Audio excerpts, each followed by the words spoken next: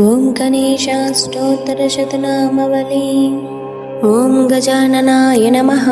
ॐ गणाध्यक्षाय नमः। ॐ विघ्नराजाय नमः। ॐ विनायकाय नमः। ॐ द्विमातुराय नमः। ॐ द्विमुखाय नमः। ॐ प्रमुखाय नमः। ॐ सुमुखाय नमः। ॐ कृतिने नमः। ॐ सुप्रदीपाय नमः। ॐ सुखनिधये नमः। ॐ सूर्याध्यक्षाय नमः। ॐ सुरारिज्ञाय नमः। ॐ महागणपतये नमः। ॐ मान्याय नमः। ॐ महाकालाय नमः। ॐ महाबलाय नमः। ॐ हेरम्बराय नमः। ॐ लम्बजटाराय नमः। ॐ ह्रस्वग्रीवाय नमः। ॐ महाधराय नमः। ॐ मधुर्कटाय नमः। ॐ महावीराय नमः। ॐ मन्त्रिणे नमः। ॐ मङ्गलास्वराय नमः। ॐ प्रमादाय नमः। ॐ प्रथमाय नमः। ॐ प्रज्ञाय नमः। ॐ विघ्नकर्ते नमः। ॐ विघ्नहन्त्रे नमः। ॐ विश्वनेत्रे नमः। ॐ विराट्पतये नमः। ॐ श्रीपतये नमः। ॐ वाक्पतये नमः। ॐ शृङ्गारिणे नमः। ॐ आश्रितवत्सलाय नमः। ॐ शिवप्रियाय नमः। ॐ शीघ्रकारिणे नमः। ॐ शाश्वताय नमः। ॐ बलाय नमः। ॐ बलोत्थिताय नमः। ॐ भावात्मजाय नमः।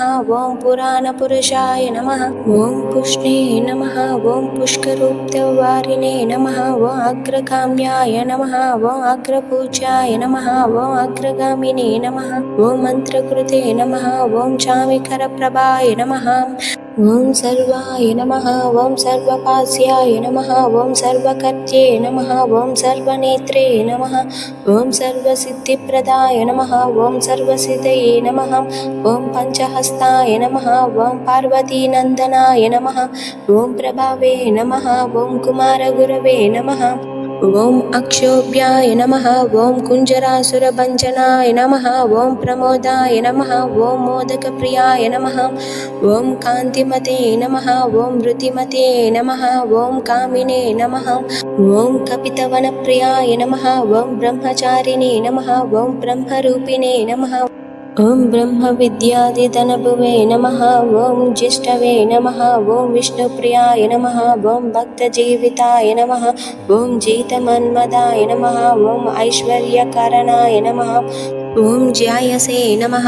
ॐ यक्षिणेरसेविताय नमः। ॐ गङ्गासुताय नमः।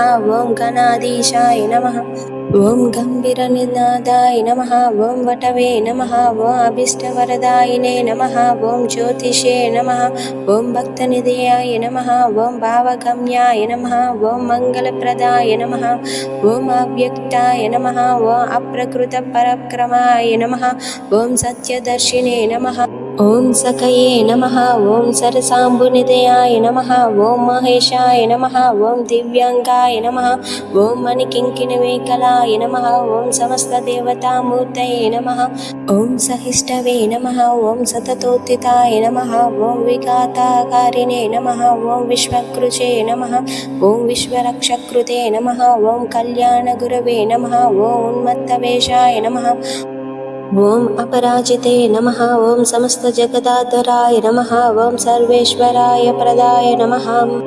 ॐ आक्रान्तचिदचित्तभावे नमः। ॐ శ్రీగణేశ్వరాయ నమః।